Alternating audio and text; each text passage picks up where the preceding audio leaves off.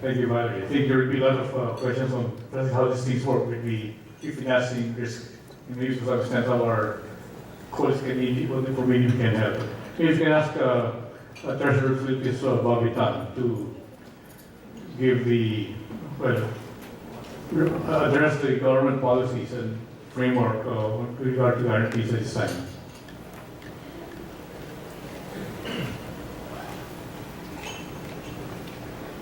Thank you, Juan, and welcome to everybody. Cosette has been texting me when I'll be arriving, so I arrived last night, and I promised her if I'm here, I'll come. Let me just give an overview now where we are on our guarantee framework. And we have been building this framework, and I think it's getting more and more robust. To, of course, the advantage of both government as well as our private sector private sector partners. Well, as you all know, the sovereign guarantees and undertakings are valued mainly on the base of the credibility and capacity of the one who provides it. In this case, the Republic of the Philippines. And I think we have never had any time in the past where this is now the value of these guarantees at a premium. Given the credit standing that we have achieved so far, in which we are building more and more to put us in a position where trust and confidence of investors have built up and will be building up. Our ratings, as you know, have implied a really stronger economic foundation for the Republic. And this means more sustained ability to manage the macroeconomy and the fiscal sector more soundly and provide more stability in the long term, which is, I think, very, very important for investors in the country. The policy environment is being enhanced for more conducive private sector participation. And as explained by many other speakers, we have built up both institutional as well as the policy environment for making this so.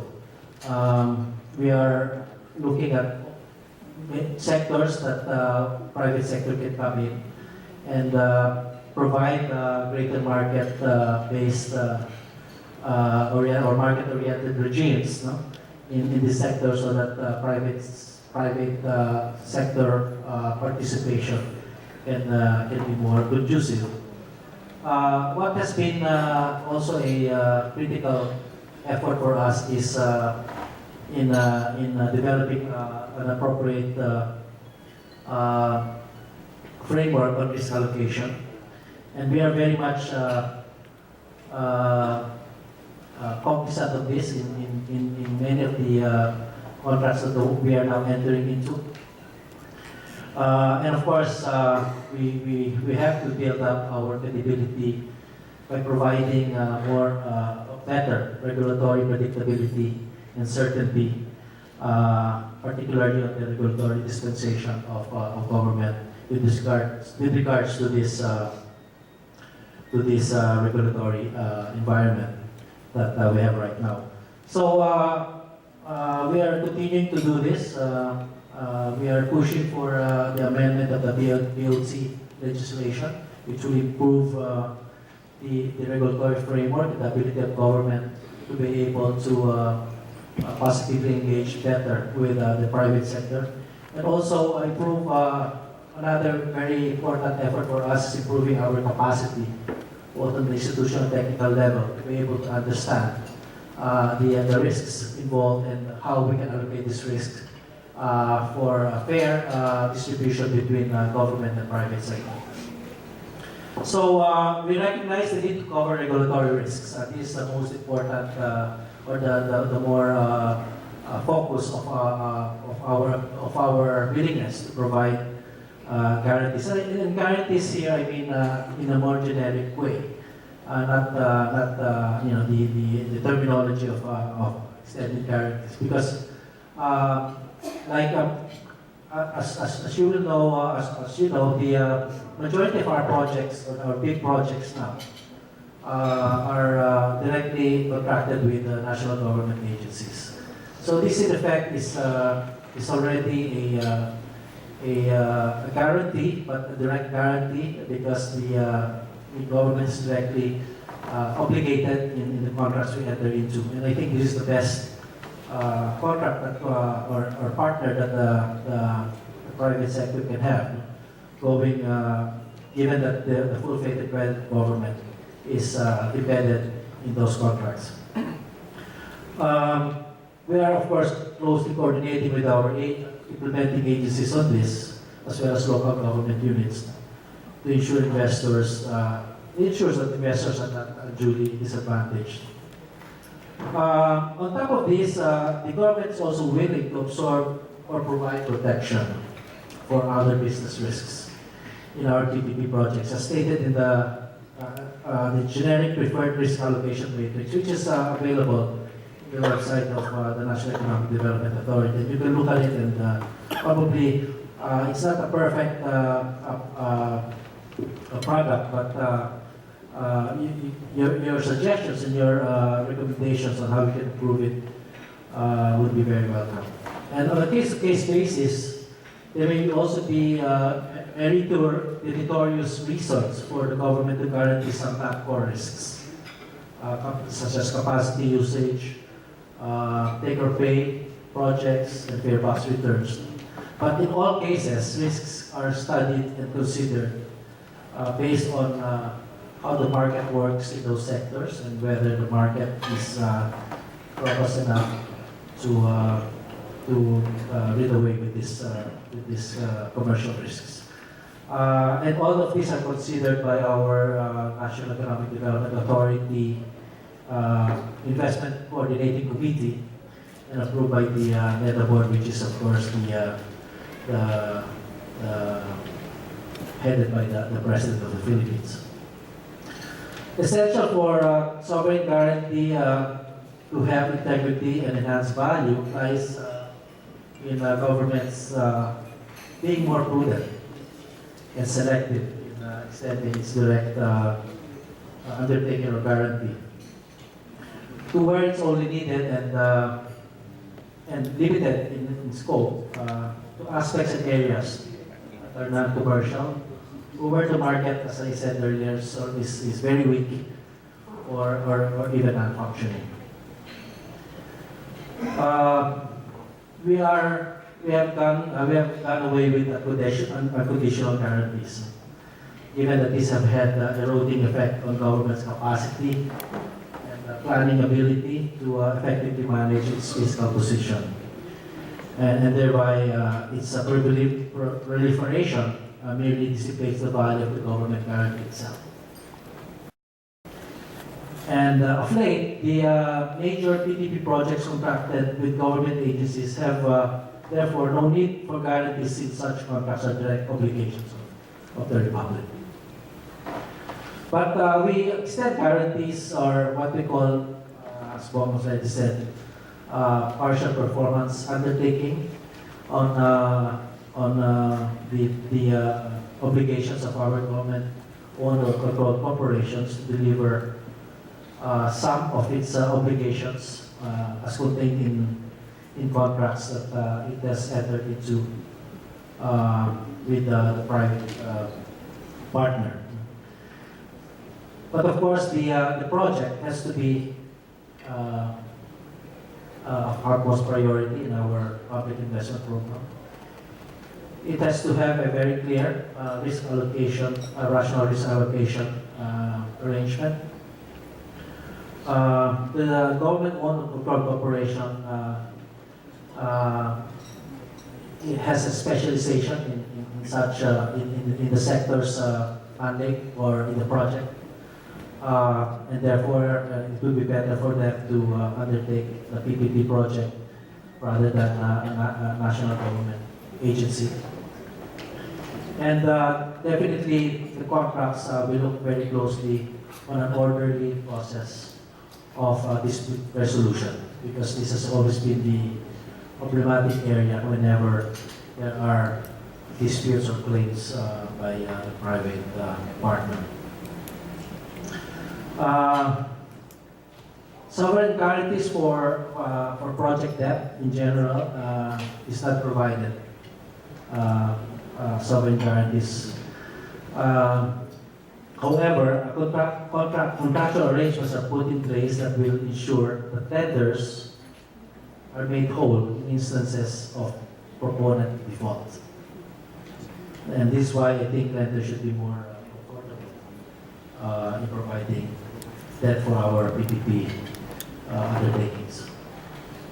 Lastly, in making our credibility of greater value, we are now providing budgetary provisioning of assumed risks.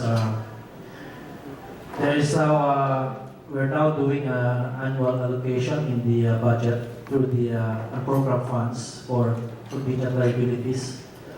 And this is now being developed further in order to cover potential obligations due to risk absorbed by the government. And this is to ensure that payments are made in prompt and timely manner.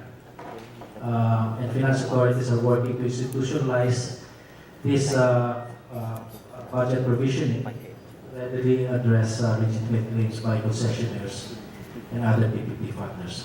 So I'll be open to further questions later. Thank you all for this opportunity. Thank you very much, Treasurer Tan. I think it's very encouraging in terms of, you anchored it on the whole issue of credibility is the most important resource that the government has in supporting projects. We can now turn to Mr. Joby Dumiuga in terms of, from the perspective of the value that the sovereign guarantees provide in making your work better, easier in terms of raising financing. Thank you, Bong. In terms of, I think the whole morning people have been talking about proper risk allocation. And I think that's really the key for our PPPs to move forward. I'm actually happy to hear from the Treasurer that the government itself also recognizes that and that they're prepared to actually take a look at covering some of the risks that properly belong to the government. Bong, you also earlier made the point about how these guarantees have actually moved and developed. I was actually in government in the 1990s when the first IPPs actually came out.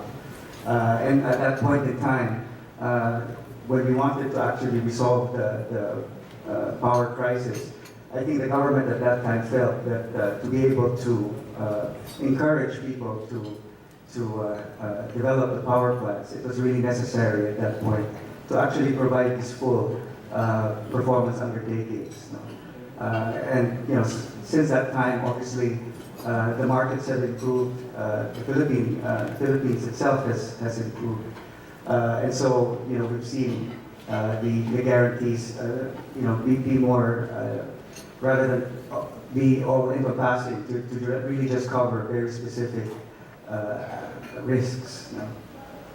So I think the question is there still a role for government guarantees as we move forward?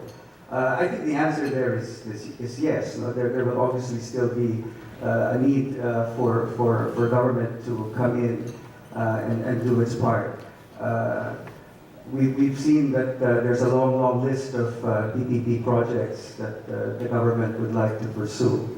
Right now, most of this has really been supported by the local banks, and of course, we also have the support of the international financial institutions. But primarily, it's been supported by the local banks. So as we move on and do many more of these projects, there's really a need to expand the investor base. And I think there will always be a role for government to come in, given the fact that many of my colleagues here also have also mentioned that each institution has a different risk appetite, you know, and given that there may be a need for government to actually support some of these other risks, which heretofore the local banks have actually been prepared to take on their own. Thank you very much, Joey. Mr. Buoku, you would share the structure of how the CGIF supports local currency bonds. Thank you very much. It's a privilege again to be on the stage. Hope you can indulge me for the second time. At CGIF, what we do is we guarantee bonds to develop local currency bond markets. Not necessarily just project bonds, but bonds in general. As we receive funds from ASEAN governments, plus China, Japan, and Korea, so collectively ASEAN +3. So I'm happy to be able to have the opportunity to share the stage with the Treasurer, who's our shareholder, and explain what we're trying to do. In the ASEAN markets, we have Singapore to Myanmar. So every single one of these countries have different levels of local currency bonds. In 4 countries, there are none.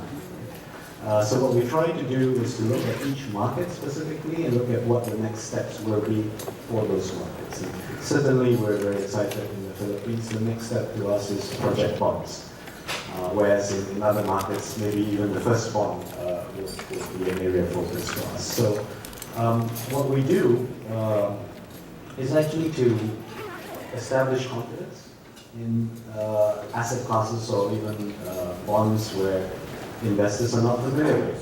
So the first step there is to deploy an irrevocable unconditional guarantee. And over time, we expect and we hope investors will be able to buy bonds directly from the various issuers and various projects on their own. Because our view is this, I think guarantees, there are actually 2 types, right? To our mind, guarantees from government and government institutions, it's intervention. It's a form of intervention. And there is not enough capacity of governments to continue to intervene on a full wrap, irrevocable, unconditional basis. It may be the first step, but it needs to be a catalytic endeavor to allow private sector to then start taking risks and pricing them appropriately. Philippines is triple B now, which is great, but in many of our countries that we cover, the non-investment rating is a substantial challenge. So how do we get these countries to move up those rating scales? We certainly cannot wait for the rating analysts and these rating committee members to upgrade the country. Provisioning for or putting it aside for a possible claim being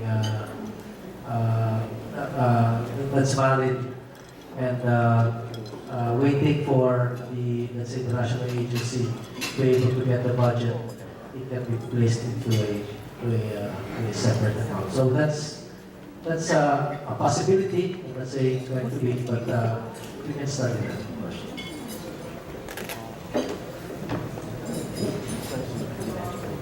I thought the one-on-one meetings will start next week for some of the projects, but we were like that. I guess for our earlier projects, we had to do the budgetar, the 2-year budgetar, that we have to comply with the 2-year budgetar process because of some cases filed before with respect to fair hikes and the ability of government to issue guarantees on that one. So that's the context or the background for the 2-year budget or 2-year period before government can pay. Now the contingent liability fund that was put up in 2014, and as what Treasurer Tan has mentioned, we are still in the process of finalizing, not even drafting, but finalizing the mechanics by which private partners can claim against that contingent liability fund. So it's already in our annual appropriations and in the PPP Act that we've already submitted to both Congress and Senate, we've included the institutionalization of that CLF fund in the PPP Act so that it won't be subject to an inclusion in the JA on an annual basis.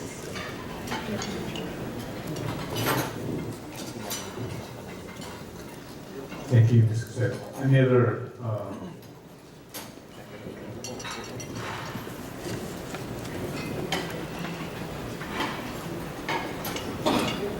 Well, I thank you very much to the panel, Mr. Valery, Tubbax, Treasurer Roberto Tan, Joby Mug, and Mr. Ku for sharing your ideas and giving us, I guess, a lot of ideas to work on in terms of what needs to be done to support the PPP program in the sovereign guarantee space. Thank you very much, and enjoy your lunch.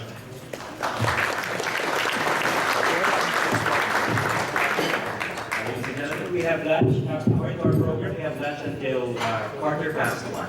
Thank you.